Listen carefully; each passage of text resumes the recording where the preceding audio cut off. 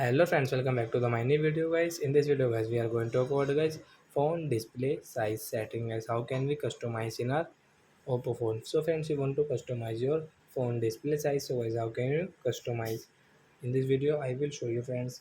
So before starting video friends, I want to tell you guys if you're in my channel. So when first of all go and subscribe my channel, click the bell icon, like my video friends. First of all, open your phone setting friends to customize your display size.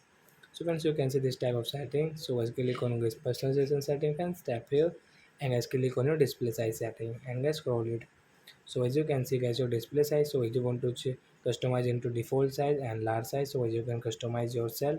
So I will customize into large size and apply option to customize. So as you can see guys, here display size will customize and your display size will change into large size. So I hope friends you understood how to customize and guys how to do display size setting in our Oppo phone. So that's it guys, thanks for watching the video guys, we will meet on next video. Bye bye friends.